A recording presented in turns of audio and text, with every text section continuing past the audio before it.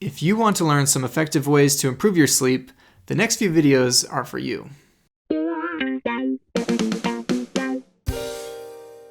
Welcome back to Self-Help.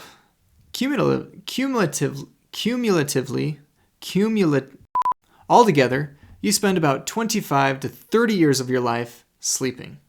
So why not make it better? There are a lot of interesting facts and myths about sleep that I considered talking about for these videos, but instead I just wanted to jump right in to give you some specific strategies that you can do to improve your sleep. So this video and the next 3 are going to focus on how you can improve your sleep. I'll throw the links to those other videos down in the description below so that you can get the full picture. The goal here is going to be to train your brain and your body to fall asleep easier and to sleep more soundly. I want to be sure to throw in a quick disclaimer. If you really do these things that I'm going to talk about in these videos, like you really stick to them, go full throttle on them, you might actually notice that your sleep gets worse for about a week or 2. That's okay, that's normal, it's expected, but if you push through that, then within about 4 to 8 weeks, you should find that overall your sleep quality is improved. First, we're going to talk about sleep schedules. It's important for me to mention that there isn't an ideal amount of sleep that everyone should try to achieve. It's different person to person, and the real way to know whether you're getting the right amount of sleep is how you feel during the day.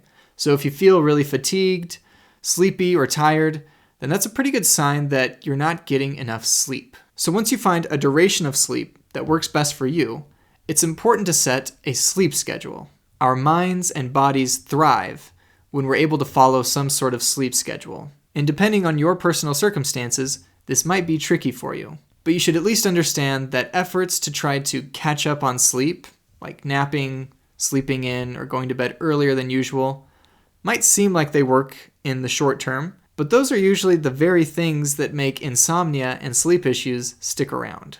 For example, have you ever had a rough night of sleep, or maybe several days in a row where you don't get good sleep, so you try to go to bed earlier one night to catch up and make up for that lost sleep time? Or after a long week of getting up early for work or for school, you let yourself sleep in super late on the weekends or on your days off? These examples are very common.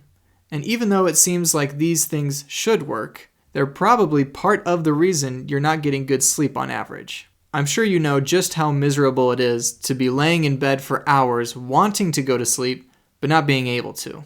So our main goal here is trying to make time in bed equal to time asleep. And chances are, if you're watching this video, that's not the case right now.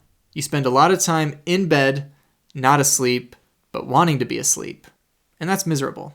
To help us achieve this goal of time in bed equaling time asleep, it's very important that we go to bed around the same time every night and that we wake up every morning around the same time.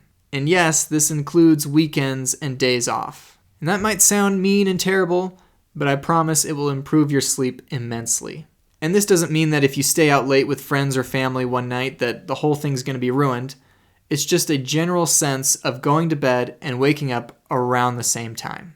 So let's talk about how to set this bedtime and wake time. For a lot of people, the time they need to wake up is set by things going on in their life. For example, you have to get up at a certain time to make it to class on time, or you have to get up at a certain time to make it to work. Now, using the time that you have to wake up and thinking about the duration of sleep that works best for you, you just work backwards to figure out what time you should actually go to bed. And even though that's going to be different for everyone, I want it to be the same for you every night. Try your best not to go to bed before this bedtime, and then also try to not stay up too late past it either.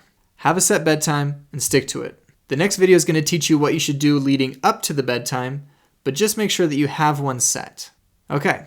So now we have a consistent bedtime established, and we want you to wake up around the same time every day. Set an alarm for the time you need to get up at, stick to it, and even if you slept horribly the night before, get up at that same time. If you try to sleep in, it's just going to throw your schedule off even more, and it's going to make those sleep issues stick around even longer. Okay, you probably knew this was coming, so let's talk about it. Napping. Napping is going to mess you up. I know that this is hard at the beginning because when you experience insomnia or sleep difficulties, it almost seems like it's necessary to nap during the day to even function. But I'm telling you, if you want to improve your sleep at night, You gotta be awake during the day.